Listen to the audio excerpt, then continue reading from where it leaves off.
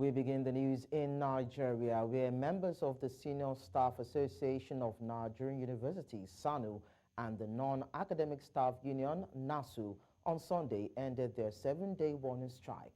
In a circular to branch chairman at public universities all over the country, SANU President Mohammed Ibrahim directed SANU and NASU members to resume work from Monday, March 25, 2024. However, SANU and NASU said upon evaluation of the 7-day warning strike, the tempo of the warning strike has been massive, comprehensive, and total in most of the universities and inter-universities centers. SANU and NASU assured members that the struggle for the payment of the withheld salaries is ongoing. The unions promised to continue meaningful engagement with the relevant government agencies in both executive and legislative arms and notify members of the next line of action or actions, as the case may be, that will be taken. And now to security matters. Residents in the state await the arrival of the students reported to have been freed from their captives on Sunday. Relief watched over Kaduna State on Sunday as the military announced the successful rescue of 137 out of the 287 students abducted from LEA Primary School and Government Secondary School in Kuriga, Chikun Local Government Area on March 7. In a press statement, the Nigerian Army disclosed that the rescued students, 76 females and 61 males, were found in neighboring Zamfara State in a pre-dawn operation conducted in collaboration with local authorities and government agencies. These developments come amidst ongoing efforts to locate other hostages and dismantle criminal networks operating in the region. While details surrounding the rescue operation remain scarce, the news offers a glimmer of hope for the families who endured a harrowing wait for their children's safe return. However, authorities are yet to clarify the fate of any remaining students still in captivity. Meanwhile, the Nigeria Police Force have deployed another 200 personnel to Kaduna State, northwest Nigeria, as part of a special intervention squad to tackle banditry. This was made known on Sunday by the state governor, Ubasani, while unveiling the squad and special carrier vehicles, including 2 armored personal carriers. The governor also expressed gratitude to the police for its role in ensuring the safe rescue of the recently abducted school children from Kuriga in the state. I also want to commend the Inspection of Police for helping us in sending a full squad of mobile police that were deployed to Kuriga community last week. As we are speaking, we have a full mobile squad also in Kuriga. I also want to commend him for supporting us to see that we bring back our children who were abducted from Kuriga community. I'm happy that they are back home now. They are with us, and police have played a major role in bringing these children back home. We are now being joined by News Central's correspondent, Marvelous Oboman, who has been monitoring the situation of things in Kaduna State. Marvelous, it's nice to have you around. Hello, Marvelous.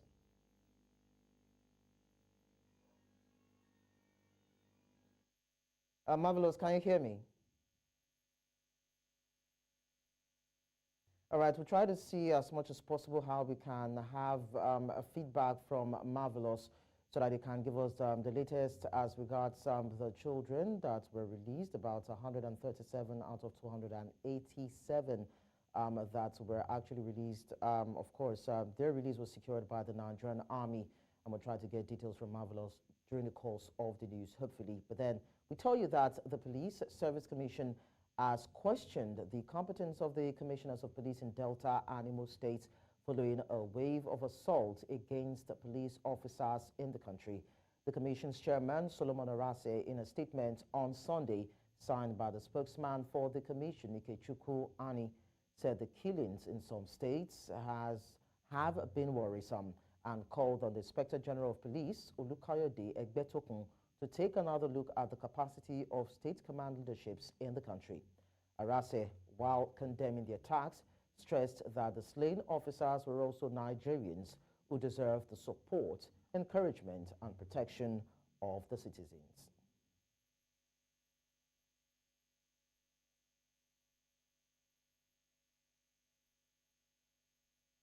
And now we go back to the story where about 137 school children were rescued by the Nigerian military from their captors, of course, in Zamfara State. And we know that they are to be transported to the government's house in Kaduna to have them reunited with their family members. But then, as of what we know now, they have been taken to a secure location where they are being treated and the health status being determined. But then we have a Marvelous Obonman who has also been monitoring the situation as we have been doing from here to give us updates as regards that. Marvelous Obonman, how are you there? Yeah, how are you?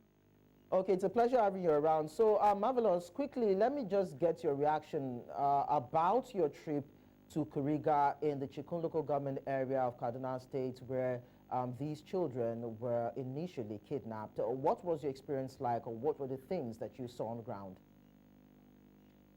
Come again, I didn't hear that, please. So I actually asked you what was the experience like, what were the things that you saw, what was the observation as regards Kuriga, the place where school children were kidnapped in the primary and the secondary school. What were the things that you observed while you visited Kuriga? Well, asking me what the experience was like when we visited our community, the only thing I can tell you is that that place is a dead end. While we journeyed 2 hours from Kaduna town to Kuriga community, my mouth was actually almost wide open. You know, that road is a dead end and is one of the hotbeds for kidnapping. You know, that road is leading to Biningware, and sometimes bandits always attack that stretch of that road. So I can tell you the community is a dead end. And in fact, 3 villages before we got to Kuriga particularly had all been deserted. And the few ones that we saw people are just scanty people that are still around whom have not, you know, decided to leave their ancestral home. But the place is all vacant.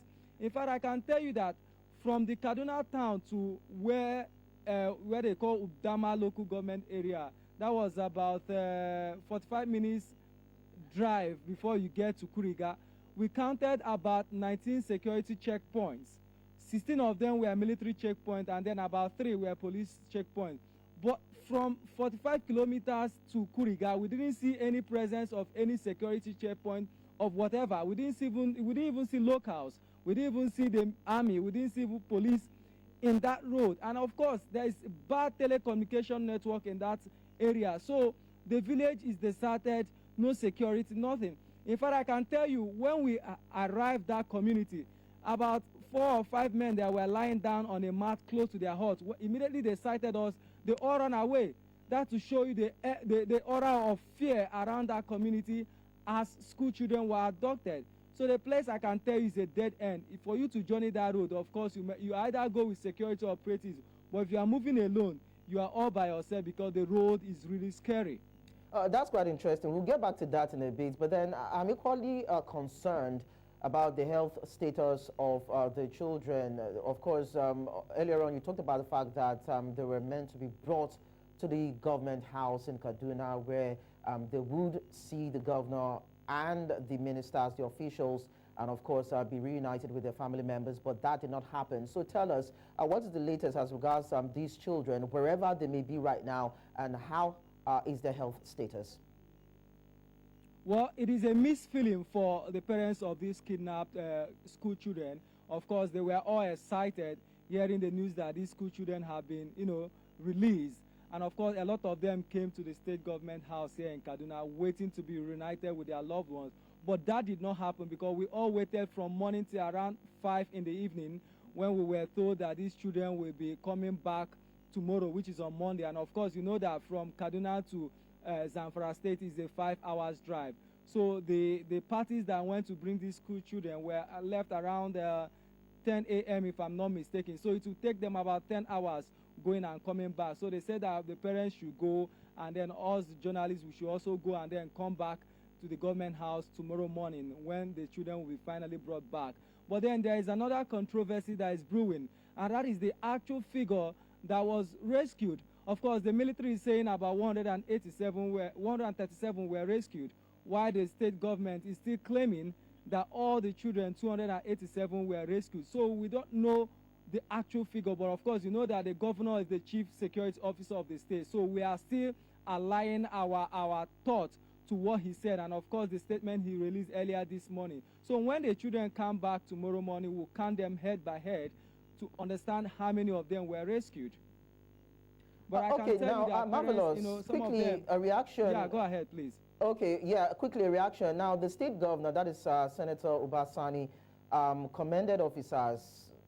Of course, he said that they showed courage, determination, and commitment in dealing with the criminal elements. And of course, there are also plans in place to degrade and restore security in the communities in and around Kaduna State. So I'd like to find out, was there any form of gun battle? Was there any form of kidnappers being arrested during the course of rescuing the children? Now, that particular detail is still sketchy for us journalists, because the state government has not come out to tell us in details how these children were rescued. Neither did the military, have briefed the journalists on what and how led to that, successful operation. All we know that they say they've been rescued, and I have not seen these children with my eyes, so I can't even tell you, yes, truly, they've been rescued till after tomorrow when we see them. But of course, when these children come back, when the governor will be briefing us, he will be telling us in details how these children were rescued. But there's something I would like to point out. These children were abducted since on the 7th of this month, and it took the government about 2 weeks later to deploy, 200 security personnel into that community. I mean, you remember what happened during the Chibok girls' time, that it took international community and some civil society organizations to raise a campaign called Bring Back Our Girls before government sprang into action. So there seems to be a culture of silence and rigmaroling, with our system here.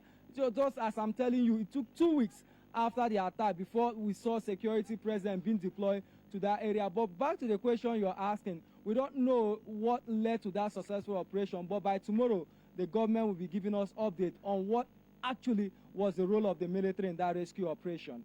So this now brings me to the final question, Marvelous, because it's very critical that we get these rights when it comes to securing the lives of people and property. Now, is the issue with logistics? Is it issue with deployment? Is it with mobilization? Is it with the personnel that will be used to execute a particular rescue mission? Because now we see that the governor has commended the Nigeria police while unveiling a squad, and of course vehicles and ammunition has been provided. About 200 personnel in addition have been provided to assist in rescue operations and dealing with banditry and criminalities in Kaduna State. Would that be enough, or there are still other challenges that would inhibit the good intentions or the goodwill of the Kaduna State government and the Nigerian police in tackling criminalities in and around these regions or areas? All right, very well. Earlier today, as promised by the Inspector General of Police earlier when he visited the Kaduna State governor, he promised that he'll be deploying a special tactical squad, about 200, to help the state tackle all forms of criminality. And just earlier today, the governor unveiled that particular squad, about 200 of them, and then about armored carriers, two armored carriers, just to help to beef up security in and around the state.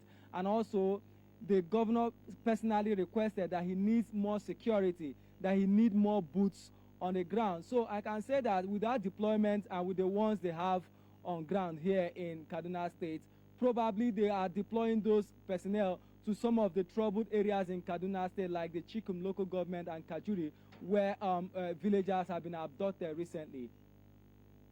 Okay, Marvelous Obomanu, thank you so much for the updates. We'll continue to keep tabs with you. You're welcome. In the meantime, ahead of President Bola Tinubu's 72nd birthday anniversary on Friday, March 29, 2024, the presidency has urged well-wishers and friends of Nigeria's first individual not to organize any form of celebratory event or place adverts in the media. In a statement on Sunday, the special advisor to the president on information and strategy, Bayo Ononuga, attributed the president's decision to the challenging times in the country. This year will be the fourth in recent times the birthday colloquium will not hold indifference to developments in the country.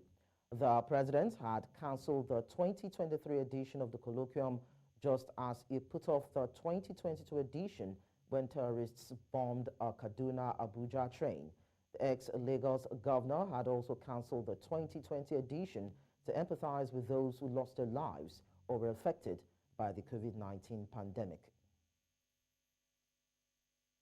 Away from that, no fewer than 4 people have lost their lives in a stampede in Bauchi State, northeast Nigeria, during an arms-giving exercise.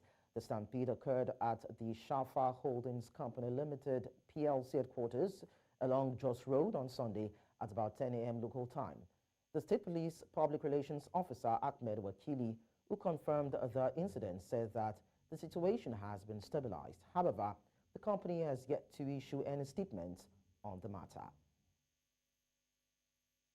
We're still in the region. In a bid to reduce carbon emissions and combat climate change, the Borno State government has launched an electric vehicle initiative aimed at promoting the adoption of clean energy in the transportation sector. News Central's Omar Kirawa tells us more in this report. A walk of 1,000 miles, they say, begins with a step. A soundless fleet of electric vehicles frontally challenging the use of fossil fuel and to ensure friendly environment. The electric vehicles have been deployed since, crisscrossing the capital city of Borno State, providing affordable transportation for citizens who are recovering from the shackles of insurgency. Before we are paying 150 naira.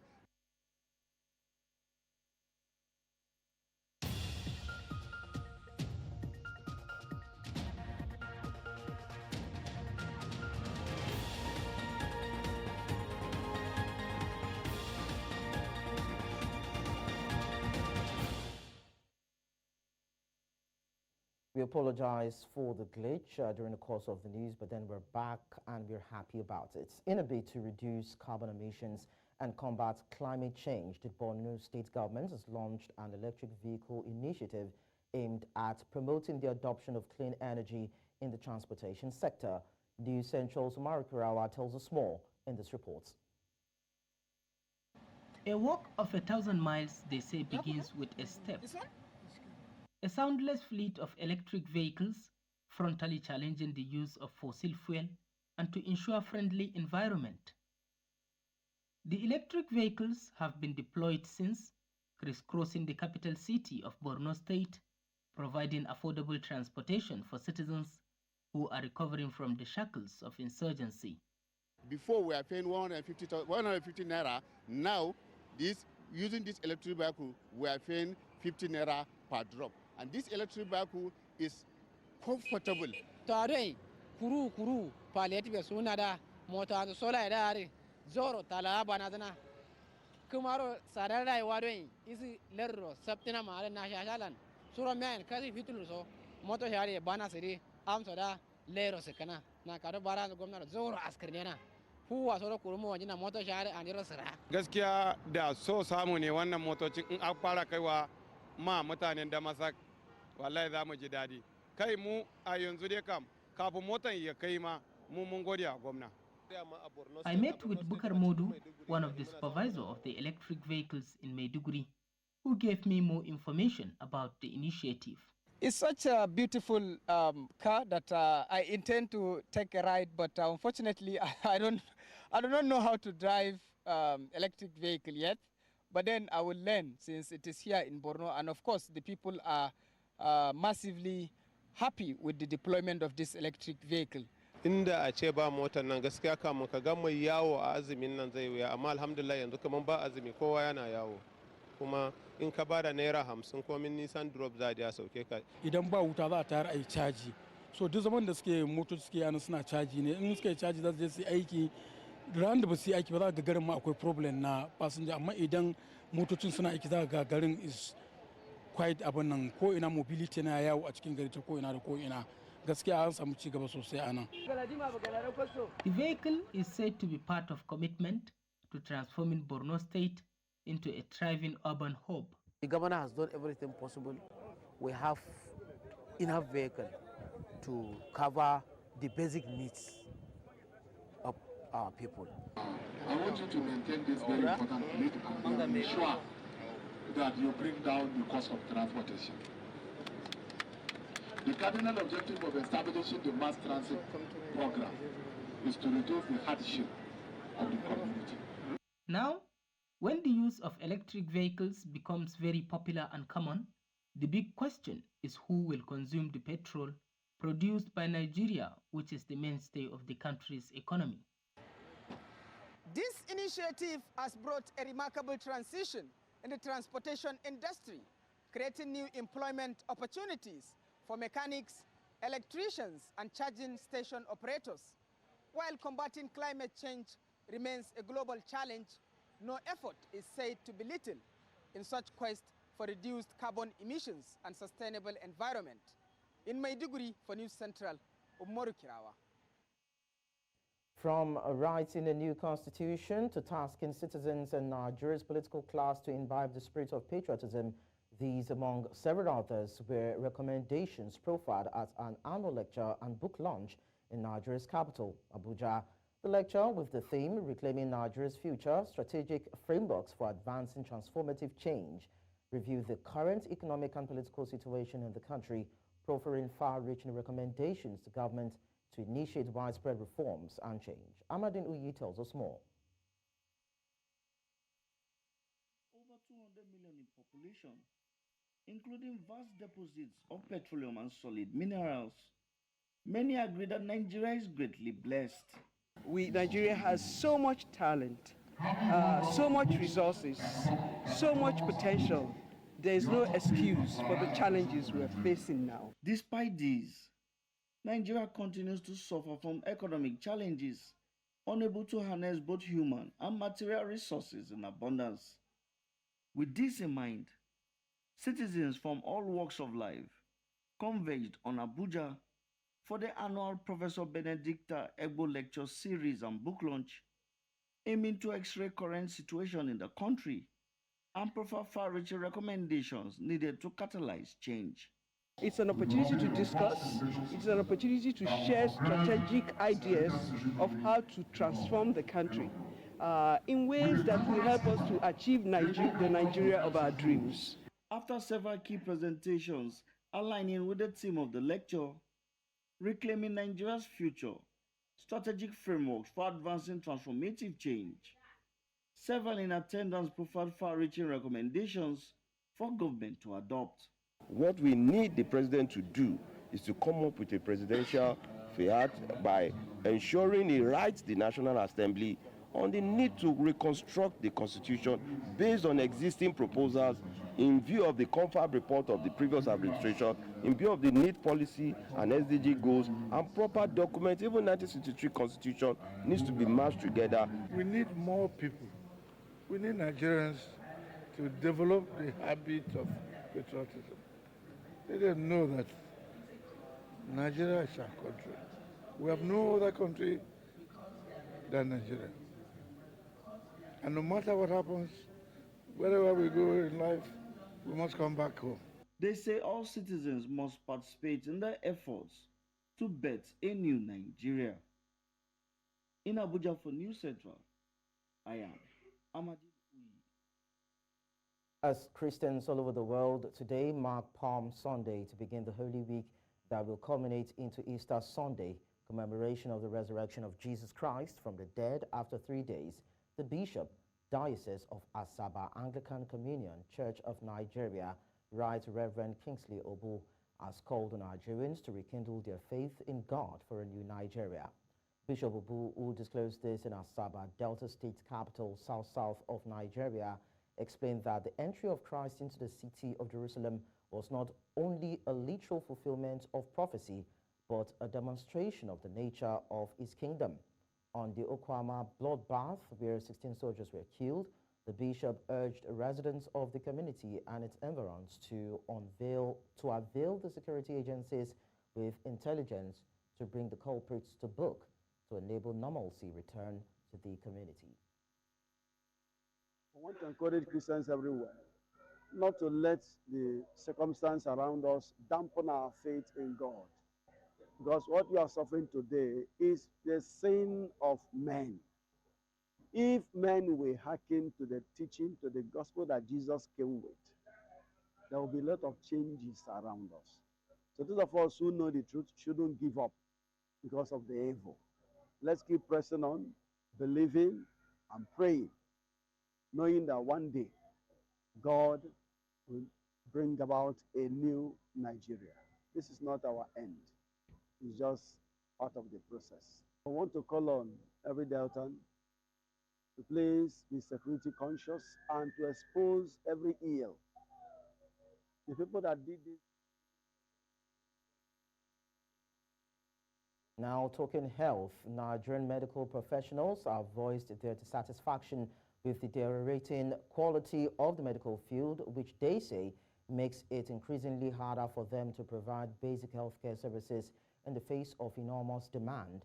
Due to declining healthcare services and unmotivated medical professionals, more affluent Nigerians have been forced to turn to medical tourism. New Central's Adeshawo Dushoga reports. The Nigerian Medical Association claims that because of the poor quality of the nation's hospitals, Nigerians spend roughly $1 billion a year on medical tourism.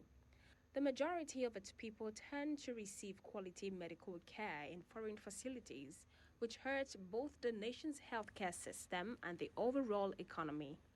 The situation got even worse when top, brilliant and experienced medical workers migrated to developed countries while many waited in line to leave. We have a total breakdown of existing facilities. I will allude to the fact that there might be some centers that are still trying, but all in all, most of the centers that should be top notch are nowhere to be found. For example, let's take an example like someone has an accident and it's a CT scan.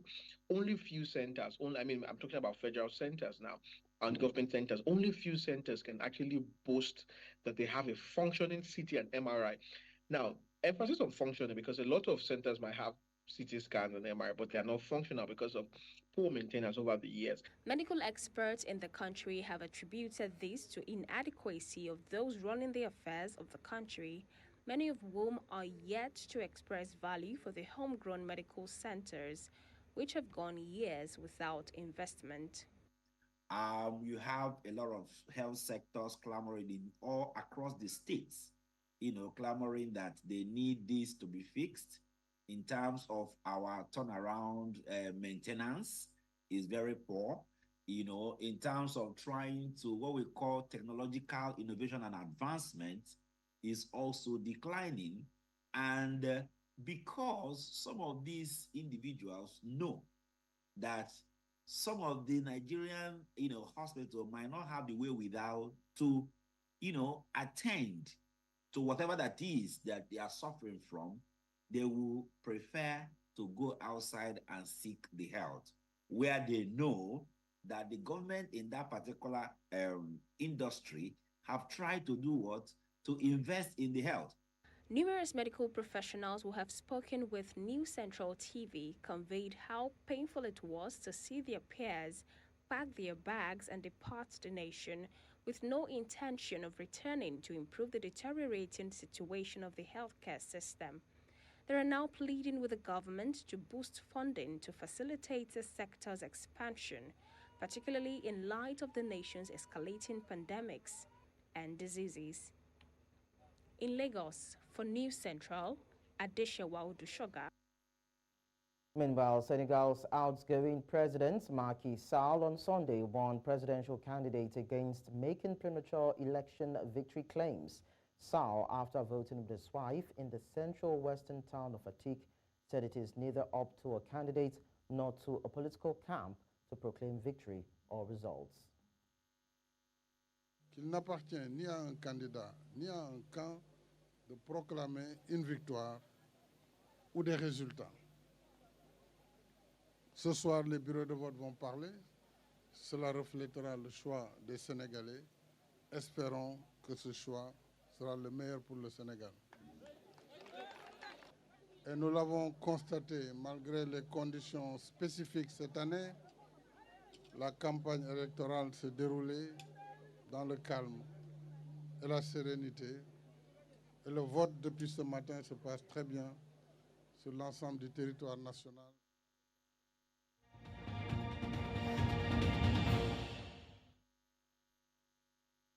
And outside the shores of Africa, we tell you that Russian President Vladimir Putin has lit a candle in the church of Novo Ogayovo in memory of those killed in the Moscow Crocus concert hall attack. Russian investigators have said they found weapons and ammunition at the venue as the death toll rose to 137. Meanwhile, several senior members of Putin's regime have called for the country to bring back the death penalty following the Friday's attack. Russia has had a moratorium on capital punishment since the 1990s, but calls are growing in the Putin camp to lift it in the wake of the deadliest attack at the country for 2 decades. In the meantime, Pope Francis has sent prayers to the victims of the terrorist attack in Moscow following a Palm Sunday Mass at St. Peter's Square. Gunmen had on Friday attacked the Moscow suburban concert hall. According to Russian authorities, at least 137 people were killed in the attack. Assicuro la mia preghiera per le vittime del vile attentato terroristico compiuto l'altra sera a Mosca. Il Signore le accolga nella sua pace e conforti le loro famiglie. E converta i cuori di quanti proteggono, organizzano e attuano queste azioni disumane che offendono Dio, il quale ha comandato. Let's now join our business desk for today's business news.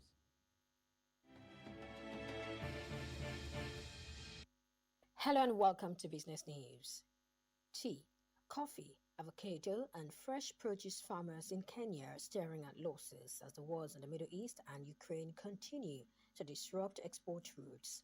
The Mombasa and Dar es Salaam ports have lately recorded a shortage of refrigerated containers and normal containers, blamed on delays caused by longer cargo delivery time. Increasing attacks on major ships through the Suez Canal, which is a key route to the East African coast, have forced two of the world's largest shipping groups, Mediterranean Shipping Company and Maersk, to divert their vessels via South Africa, extending the transit time by 2 weeks. Shippers have termed the disruption as grave, considering Kenya's bumper avocado harvest beginning in February. Rwanda and Tanzania are moving to open a new border post as the two countries deepen trade ties. The new post will be opened at Tanzania's Kierwa district in the Kagera region to provide a second passage for people and goods and reduce pressure on the Rusumo border post. Tanzania's Minister of Foreign Affairs and East African Cooperation, January Makamba, said this in Kigali during his recent 4-day visit to Rwanda. Similarly, Rwanda's Minister of Trade and Industry, Jean Chrysostom Ngabisinze, said a second border post would come with many economic prospects and trade value for Rwanda. The new border post is part of efforts to boost trade between the two East African countries, along with harmonizing levies, a concern raised by Rwandan and Tanzanian truckers. And finally, about 1.5 metric tons of cargo passing through Mombasa port to South Sudan will have to be tagged before leaving the country in measures to control illegal undeclared goods. South Sudan Minister of Finance and Planning, Dr. Bak Banaba Chol, informed shippers of the new tracking measures by Electronic Cargo Tracking Note, ECTN. The cargo tracking note is designed to provide local customs authorities with the required information and visibility about the import shipment while all importers and exporters are to pay the agent service charge of $350. However, Kenyan clearing and forwarding agents have said it will increase the cost of transport and that payments should be made to the South Sudan agents, not Kenyan brokers. These are the business stories at this time. Thank you for watching. I am Perpetua Fasame Peter. The news continues shortly. Bye for now.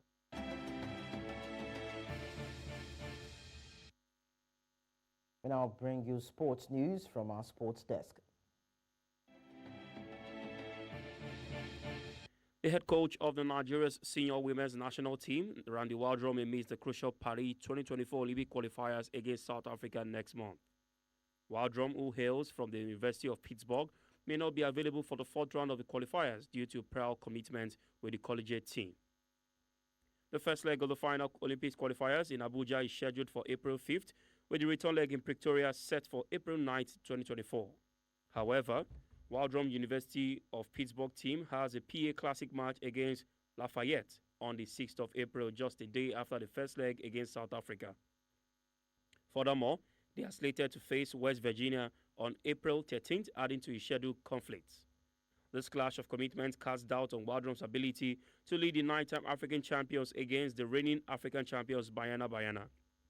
Meanwhile, South Africa coach Desiree Ellis has unveiled a provisional squad for the clash, and tickets are already on sale for the return leg in South Africa.